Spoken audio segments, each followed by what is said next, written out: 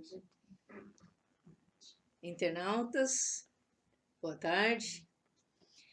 Então, agora estamos aqui nesse domingo.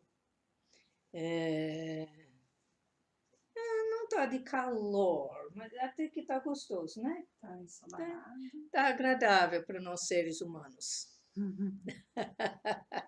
A gente fala tempo bom, tempo ruim, mas para quem? De acordo com que critério? Hã? Quantas vezes o agricultor está desesperado querendo chuva e nós estamos adorando o fato que deu sol. Nós estamos lá, ai que tempo bom, e o agricultor está lá, ixi, que tempo ruim.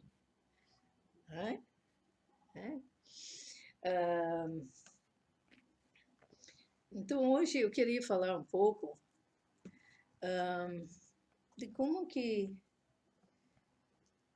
aqui no Ocidente nós temos literalmente um cardápio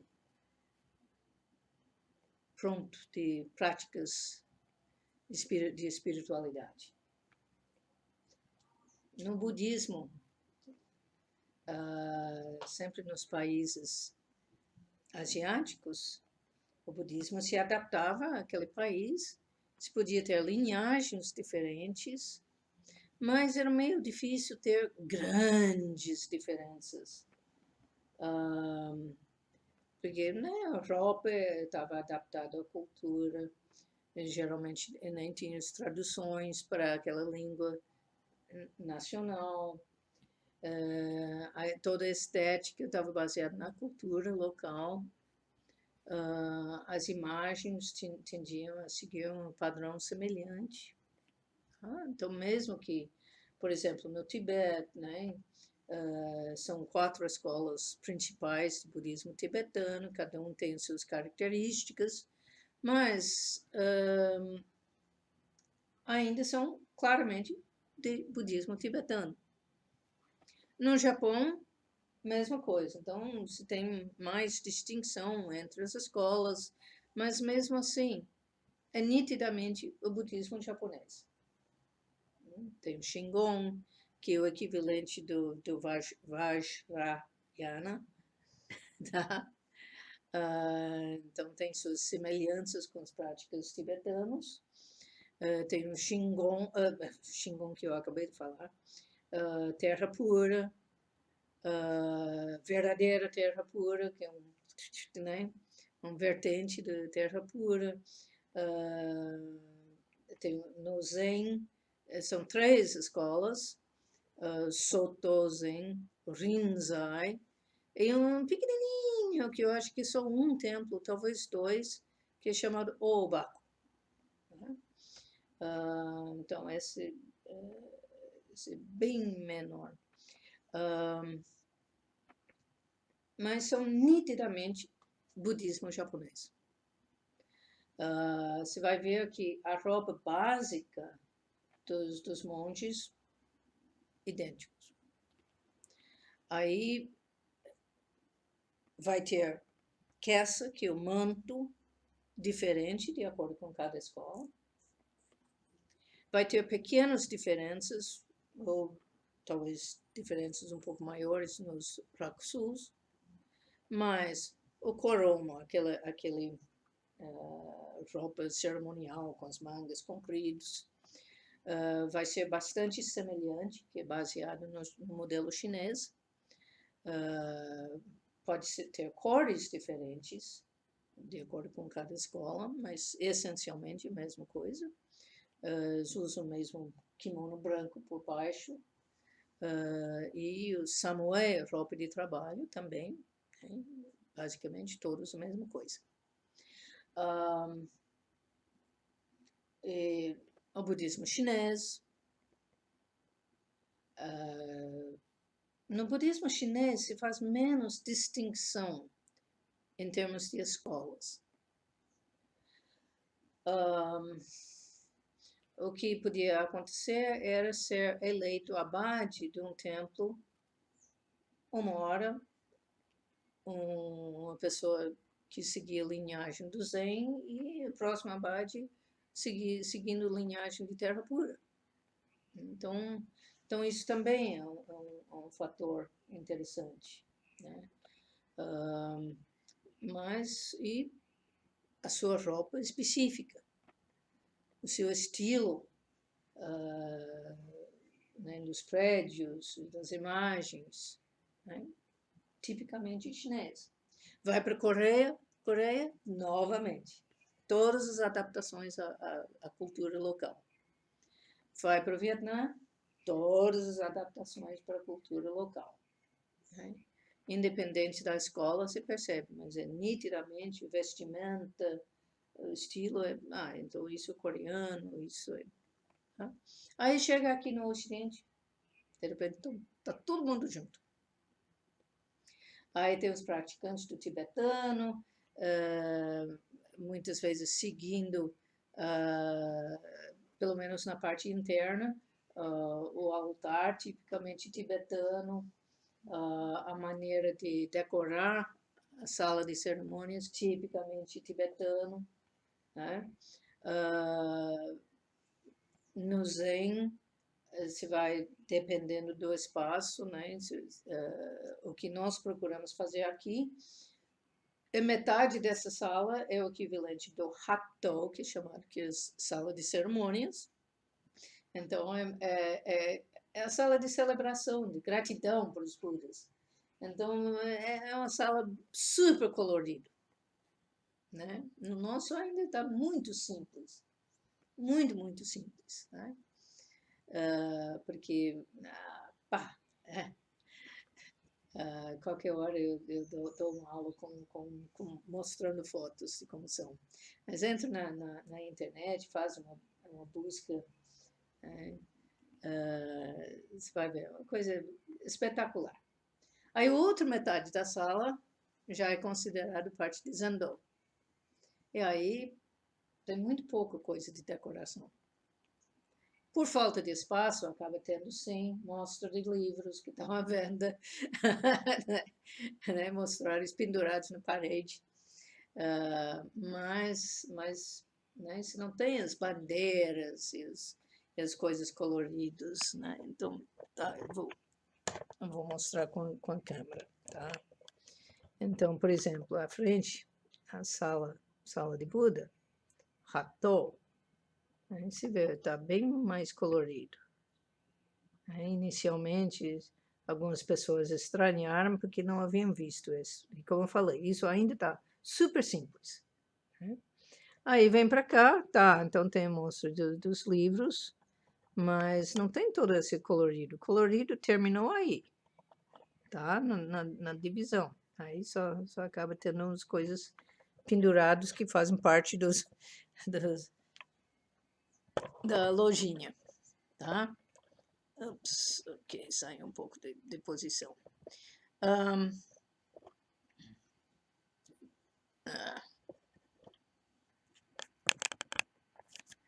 Ok, vamos acertar.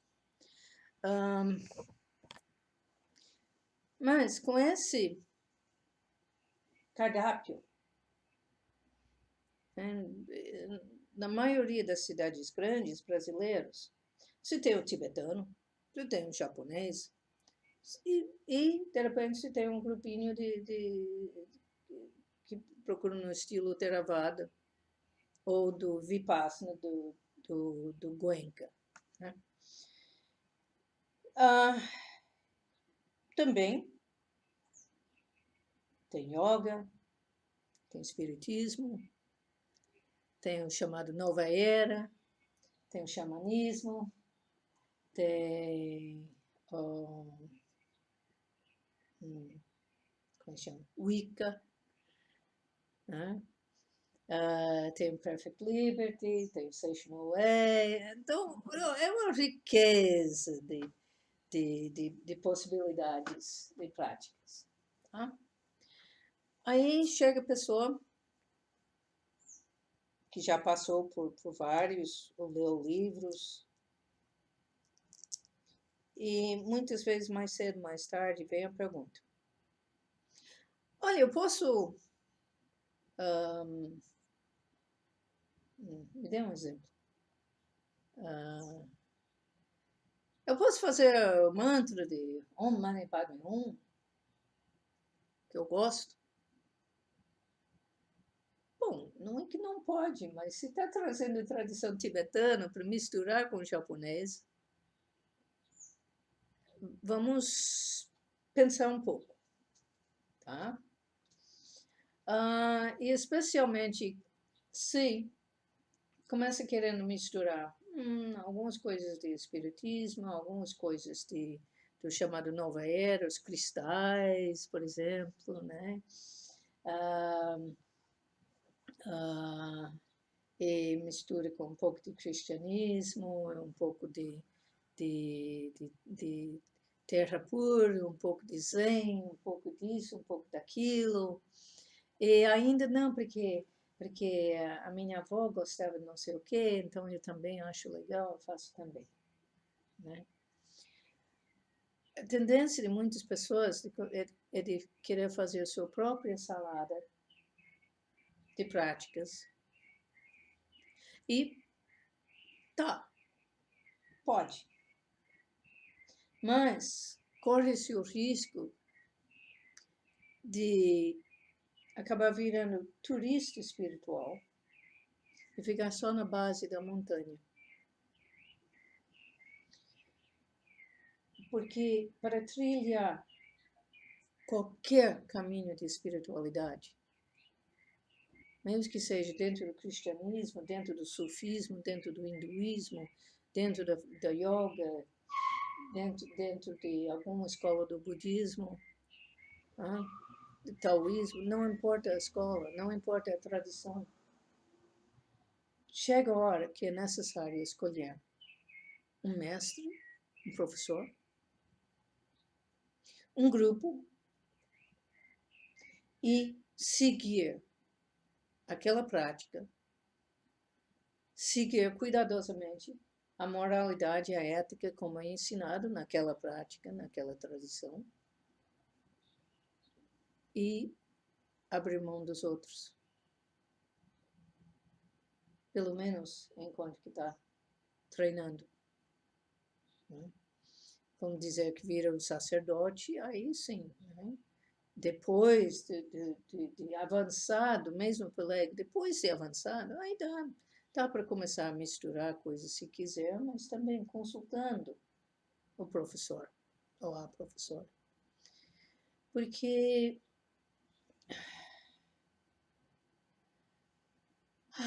muitos ocidentais, nessa época de materialismo, querem negar qualquer possibilidade de um lado místico nas religiões.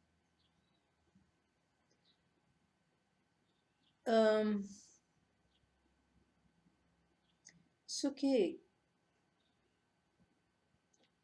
quando se entra numa igreja antiga, catedral antiga, por exemplo, já dá para sentir uma energia lá.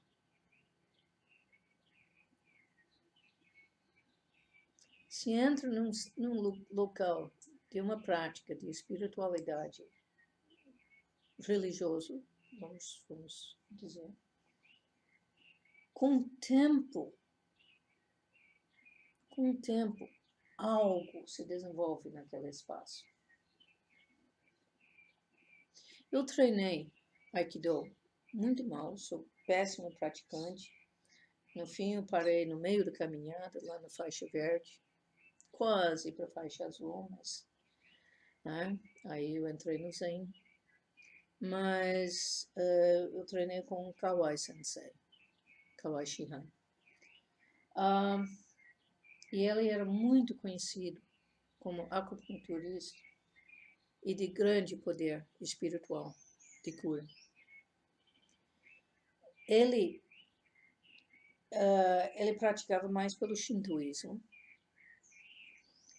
mas me falaram que ele levantava cedíssimo de dia e ficava tipo 4 horas por dia fazendo as rezas e as recitações do shintoísmo. dentro de um pequeno cubículo, que mais parecia um closet, onde metade desse cubículo era o altar e a outra metade era a cadeira onde ele sentava. Ele me honrou a mostrar o seu altar para mim, depois da minha ordenação.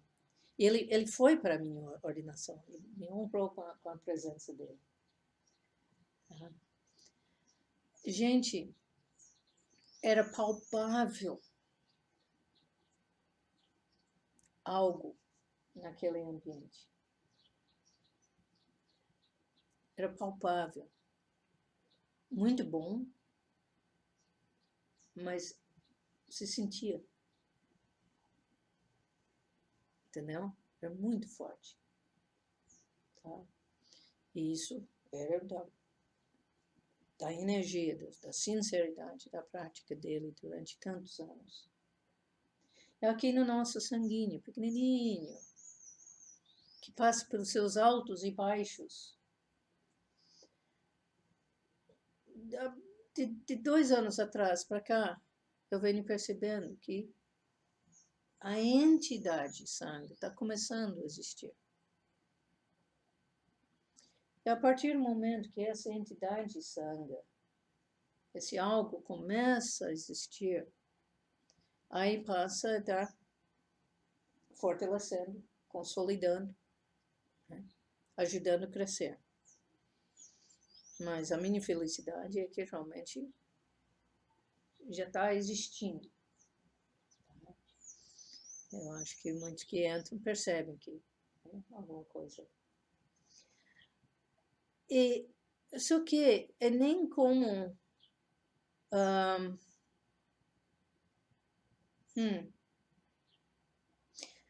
não é coisa de um estar brigando com o outro, porque não é isso. Em princípio, o budista não fica brigando um com o outro. Mas, onde fica mais fácil de explicar, é usando Hapkido, né? Que é mais ou menos vizinho do Aikido japonês no coreano, Hapkido. Então, aí, lá, os exercícios, as técnicas que fazem parte dos exames de faixa, pessoa que vai mudar de faixa, são numerados, tá? Então, vamos dizer que na linhagem de professor tal, né, que o professor atual tem o professor dele, que tem o professor dele, né? Na linhagem de professor tal, se faz a sequência e começa com 1, 2, 3, 4, 5, 6, 7, 8, 9, 10, tá? Mas você vai para outra escola, de repente elas começam com 3, 9, 14. Eles fazem totalmente outra sequência. E dão mais ênfase em determinados estilos e menos ênfase em outros. No fim, lá na faixa preta, no segundo, terceiro, quarto, quinto dan, tudo se igualou. Tá? Estão dominando tudo. Mas o caminhada, cada um está um pouco diferente. E quando começa misturando um pouco desse e um pouco daquele, aí dá nó na cabeça. Eu acho que também dá nó no todo o sistema energético. Tá? Porque cada tradição já desenvolveu faz séculos que vem aprimorando o seu método. Então, o Zen tem um método. E cada linhagem tem o seu estilo, a sua abordagem. Tem estilos que são mais suaves, que estão mais buscando acolher. Tem estilos que são mais rigorosos, duros, exigentes. Tá? Mesmo dentro do Soto Zen. Então, aí escolheu um e seguiu aquele. Mas o cardápio está riquíssimo. Tá? Porque, em princípio, não é para ninguém estar brigando com ninguém. Tá? É muito importante cultivar respeito mútuo, convivência pacífica. Não somente interreligioso, mas intrarreligioso. Tá? Na hora de festivais, o certo seria, sim, uns valorizando os outros. Em lugar de, não, meu grupo é esse. Então, nós não, né, não é para ficar fazendo rixas. Mas, o dia a dia, vamos procurar não misturar demais. E usar muito juízo. Né? Por exemplo, um determinado grupo de práticas podem até ter um dia estilo tibetano, um dia de zen. E com o tempo você vai começar a notar que começa a ter públicos um tanto diferentes. Para um grupo, outro para outro grupo. Porque, né, as tendências naturais das pessoas. Isso que é a riqueza que temos. E aos poucos, cada grupo, cada tradição vai começar desenvolvendo o seu estilo brasileiro. Mas não podemos tentar fazer isso rápido demais, porque o risco é de perder a essência.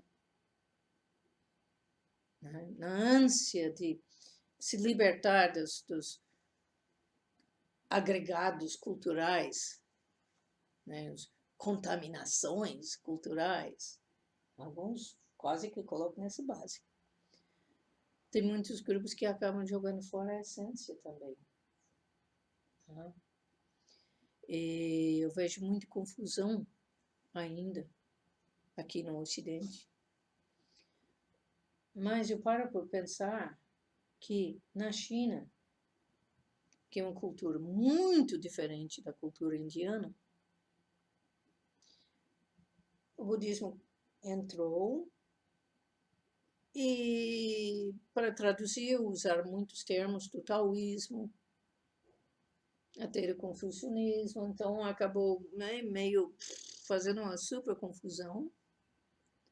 Aqui no Brasil, a gente percebe nos templos, chamando, por exemplo, o superintendente chamando ele de bispo, chamando o serviço memorial de missa. Mas, peraí, não é uma missa. Ele não é bispo. A hierarquia não é como a hierarquia da Igreja Católica. Tá? Mas, então, está passando pelo mesmo processo que ficou na China. Tá? Na China, o processo de começar a filtrar o que era budismo e o que era, vamos dizer, misturando taoísmo e confucionismo no meio, foi um processo de aproximadamente 60 anos. Jesus. Ah! Nem o Brasil tem 600 anos. Hã? Nem o Brasil tem 600 anos. Exatamente, exatamente. Nem o Brasil tem tudo isso. Né? Nem os Estados Unidos.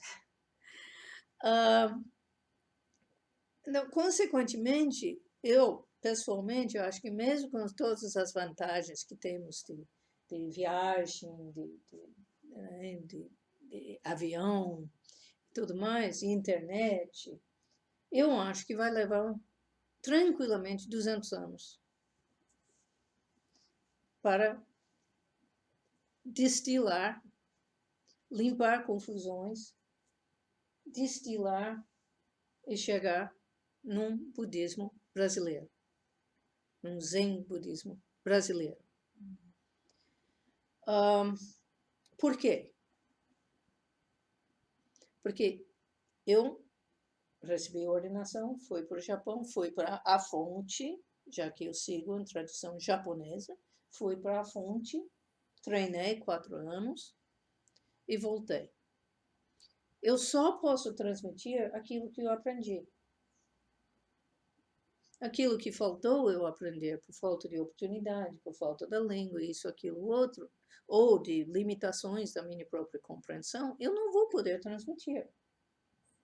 Mas eu posso incentivar, fazer o máximo possível para que alunos meus, depois de treinando comigo, ou enquanto treinando comigo, também vão lá para a fonte. E, se possível, vá para a fonte ainda falando japonês fluentemente e lendo japonês. E, se possível, fazer faculdade como Komazawa, estudos budistas.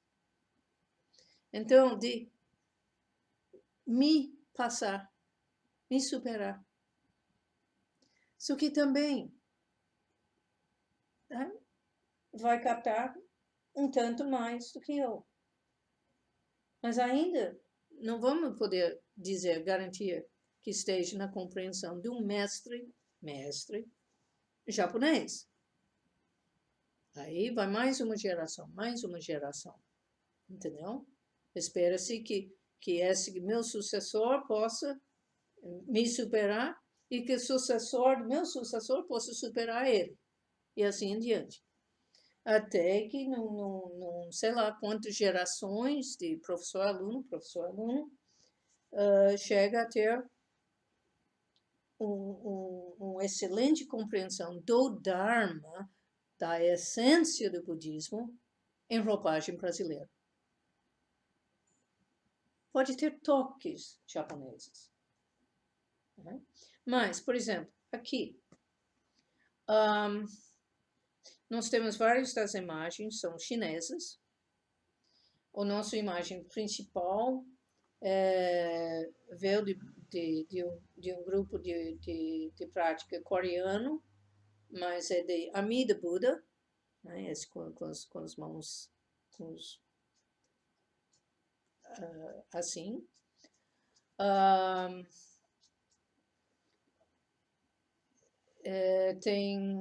A maioria das imagens são baseadas no japonês ou no chinês, mas tem dois Jizo Bodhisattva norte-americanos, então já estava mistura.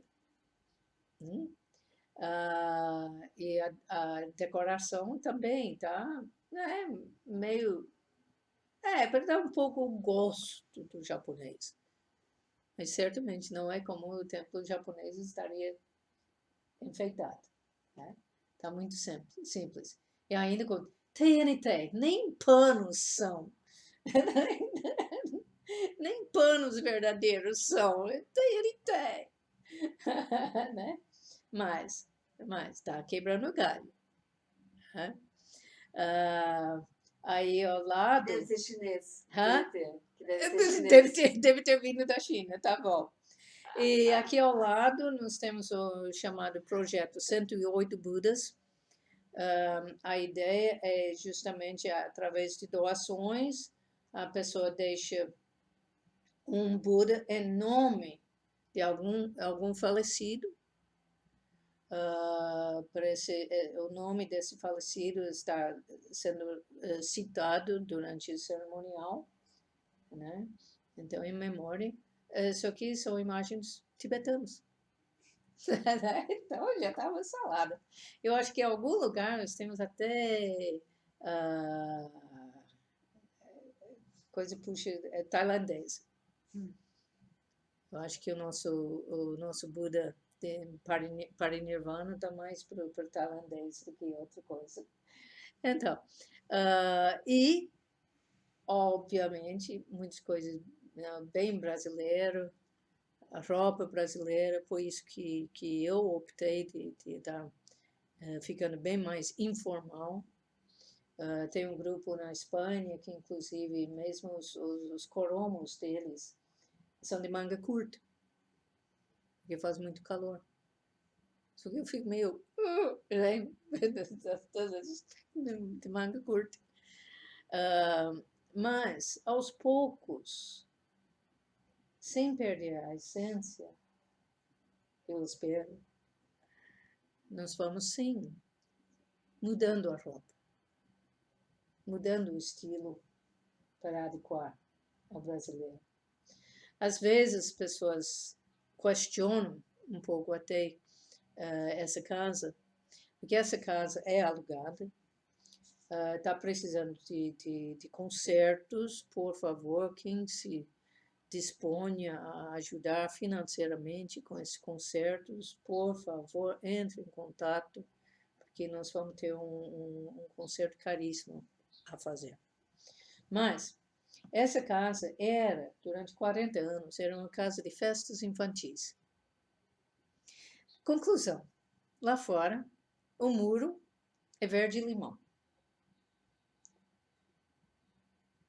E a frente da casa, laranja. Aí chega o pessoal que leu muitos livros de budismo japonês e vem, não, mas tem que ser uma coisa mais, mais de madeira, mais... Né? Eu falo, não, mas vamos deixar. Parece mais para o tibetano do que para o japonês, né? Eu fico insistindo, mas está dando uma baita personalidade para casa. Vamos deixar.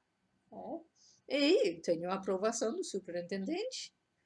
Então, não, vamos deixar esse bem colorido, vivo. Né? Dentro, sim, a gente faz o Zendo, mas mesmo assim, tá, né? Tá. Estamos no Brasil, gente. Então, não vamos ficar presos às nossas opiniões. Por favor. Eu sei que tem uns que ficam comigo e ficam, não, mas é arrogância sua, né? Você fala, mas eu sei que morou no Japão e sabe o que é, e nós não sabemos nada, e papapá, e não quer nos ouvir. Mas sinto muito, o fato continua, sim. Eu treinei no Japão, eu conheço os templos. Eu conheço os templos e eu entendi alguma coisa sobre a inserção social dos templos que eu estou tentando transmitir.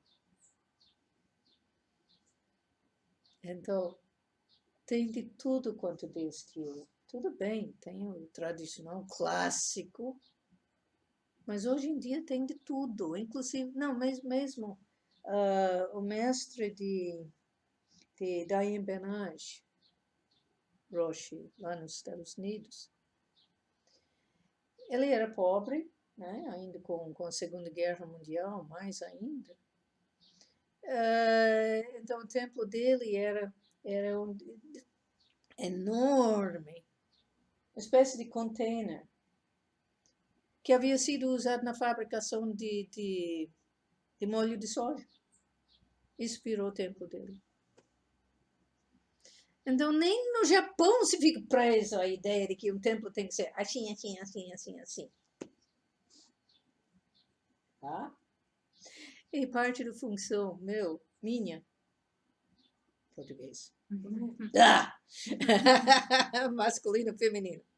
Parte da minha função é de frustrar essas opiniões.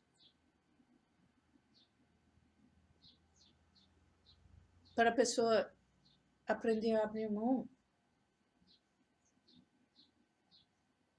de opiniões quando não é a essência da coisa.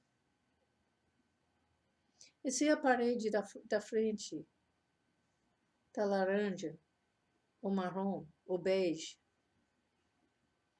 e se o muro está verde-limão, ou branco,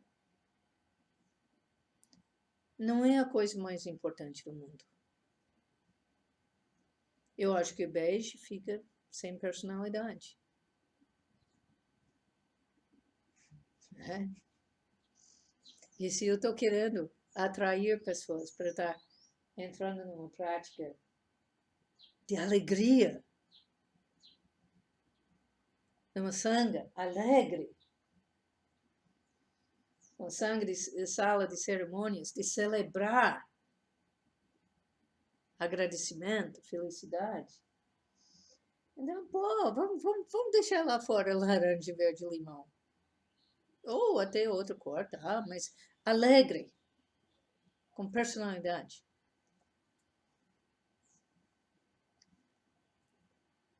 Ahn, Bom, mas,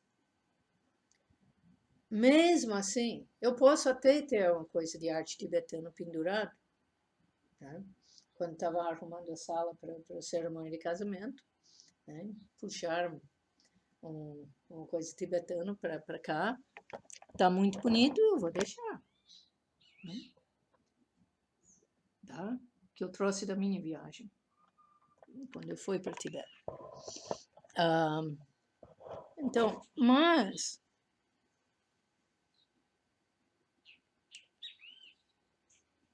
de preferência não vamos misturar práticas de outras escolas.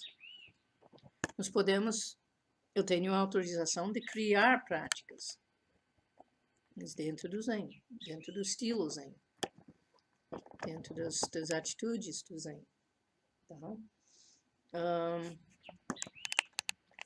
Eu posso até ter alguns conceitos tibetanos e adaptá-los.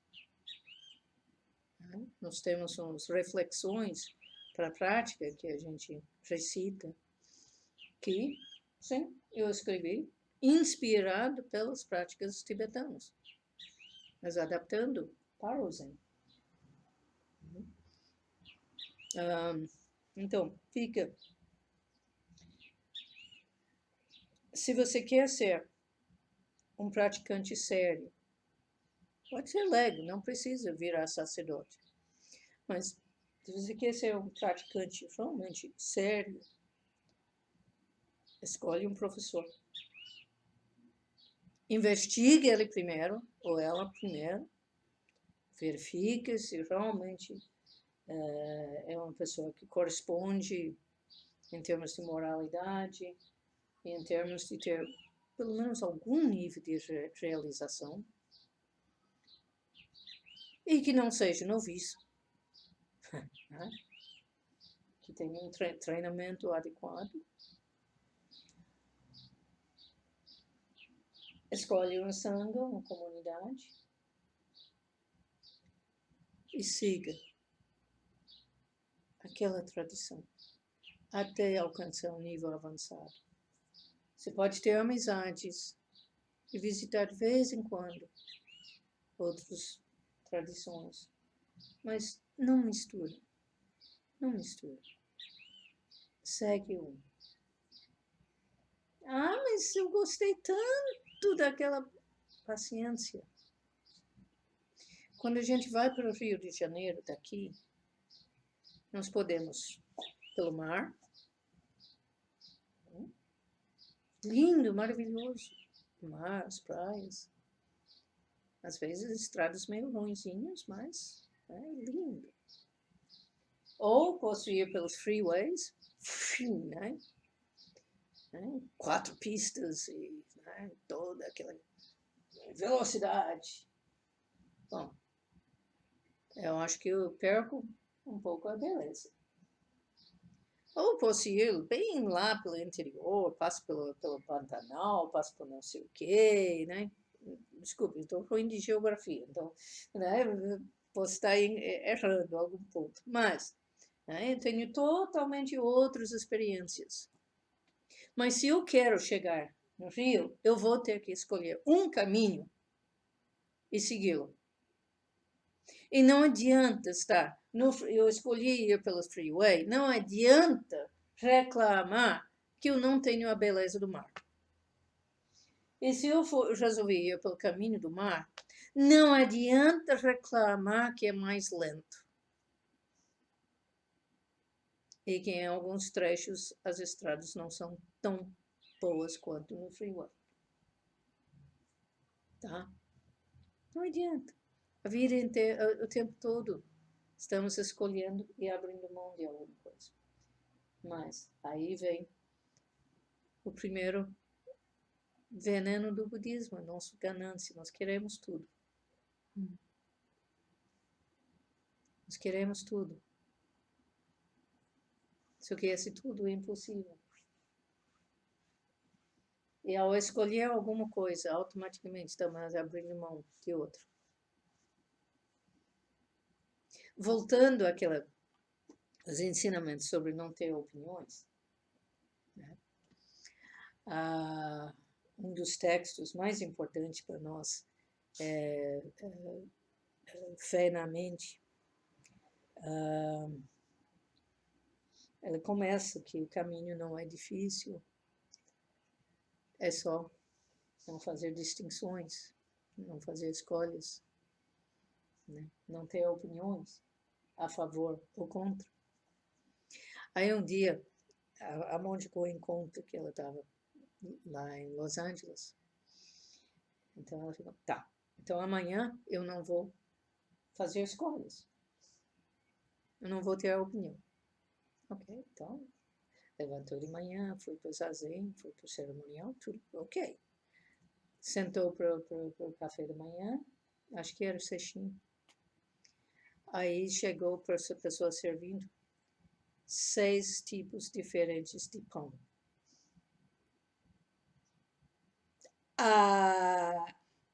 E agora? Eu não vou ter opinião, não vou ficar escolhendo, mas eu vou ter que escolher um.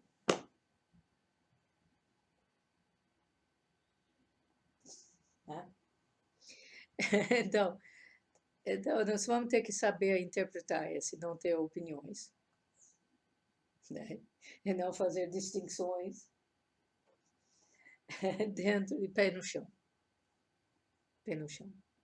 E tem hora que sim, é de escolher um caminho, da mesma forma de escolher um pão, um tipo, para comer. Tá? E fazer uma boa digestão, uma boa prática, um bom cultivo de prática, e uma boa autotransformação até alcançar a libertação de todo o sofrimento, até alcançar paz e tranquilidade. Tá?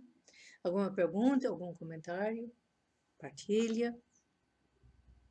Deixa eu dar um alô aqui também.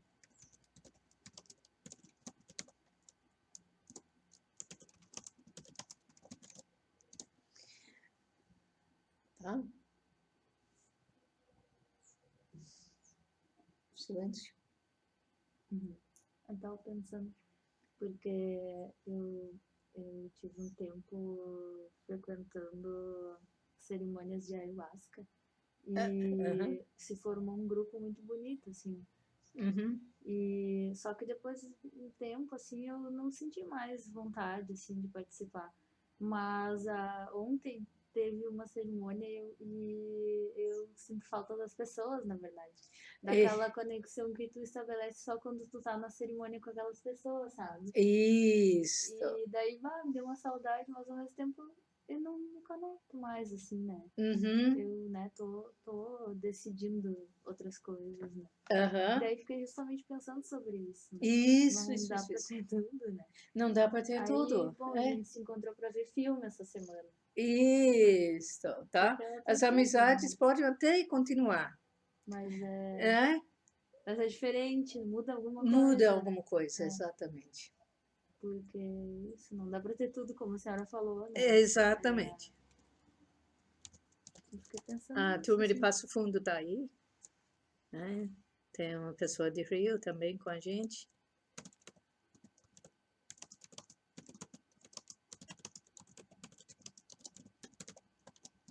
Muito bem. E aos poucos, sim, estamos criando também essa que é a comunidade. E é super interessante, né? O nosso grupo está ainda muito pequeno, então a gente faz pouca coisa de Zazenkai ou de Sesshin. Vamos ter Sesshin, sim, no fim do ano, e sim, no feriado de carnaval. Então já vão reservando o seu feriado de carnaval, tá? e fim de ano, né? Eu sei que para alguns, tem os compromissos de família que fica um pouco difícil, né? Mas fazendo o possível, tá? Mas, às vezes, especialmente nos grupos onde entra calado, sai mudo, entra mudo, sai calado, né? Onde só entram e sentam zazen e vão embora, que existe muitos grupos que façam assim. O nosso não. A gente está falando da impossibilidade de fazer silêncio quando as pessoas de Rio.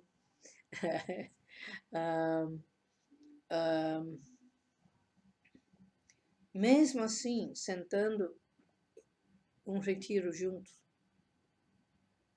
uma conexão é feita. E então esse compartilhar uma prática, como você falou, né? Fica uma conexão, tá? E às vezes quando passa o tempo dessa prática, né, para quem está seguindo um caminho, e o próprio interno fala, ok, aprendeu o que deu para aprender aqui, vamos seguir. Está sentindo o chamado que ainda não chegou na sua casa espiritual, né? E quando a gente chega na casa espiritual, a gente, daqui eu não saio, né? Mas existe essa liga. Agora no Zen, especialmente, eu me lembro, tinha um tempo que eu estava praticando dentro de um sistema onde entrava mudo, saía calado, e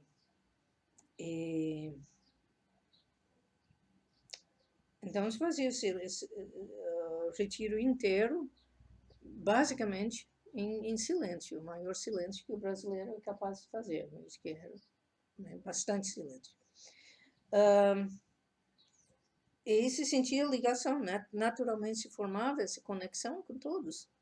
Aí depois, quando eu tinha a oportunidade de estar mais numa convivência, às vezes, eu não sabia que essa pessoa era assim, aí eu ficava na dúvida, não sei se eu estou gostando dessa pessoa agora.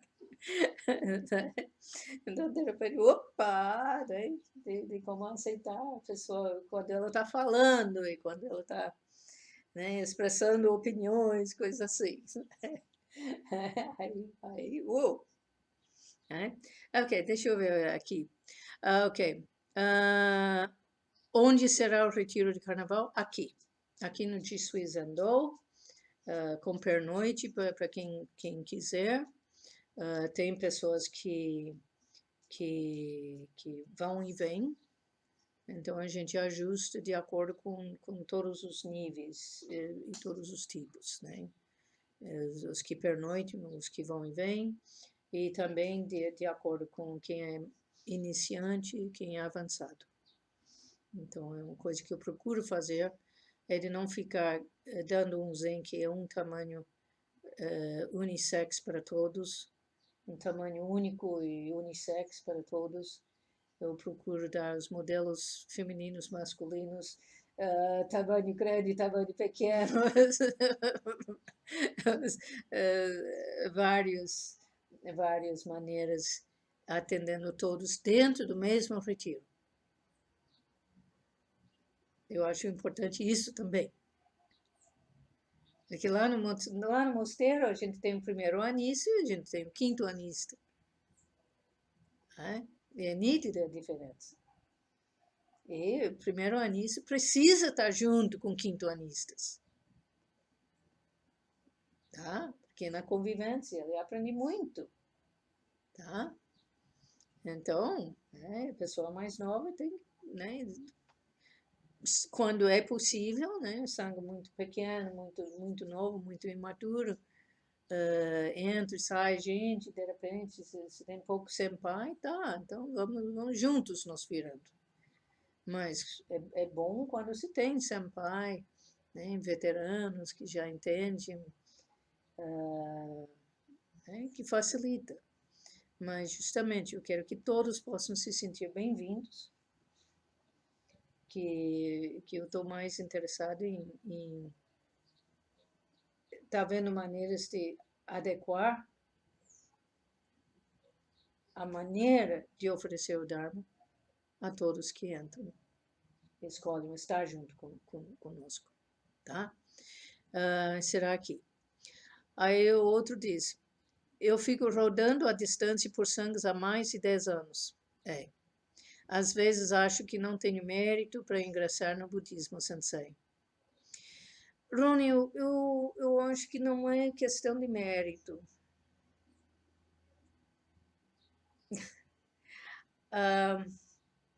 Se quiser, você me liga, a gente conversa pelo Skype. Mas muitas vezes é de olhar o que está sendo. Será que não está havendo uma resistência também? Um medo de abrir mão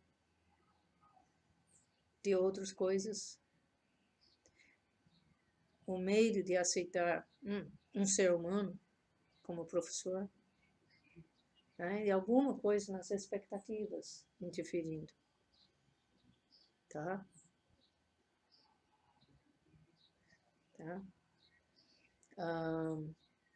E às vezes a gente não chega a descobrir a casa onde a gente sente. Cheguei em casa. Mas eu acho que pelo menos devia dar, porque está achando um caso de tio, ou que seja de primo, que pelo menos seja de parente. Quantas crianças acabaram sendo criadas por tios ou pelos avós? Então, brinque com essas ideias, tá? Pode ser? Pode ser? Vamos conversar, tá bom? Tá? Tem mais algum comentário? Partilha? Ok? Podemos encerrar por aqui? Okay. Então, vamos para o nosso dedicatório.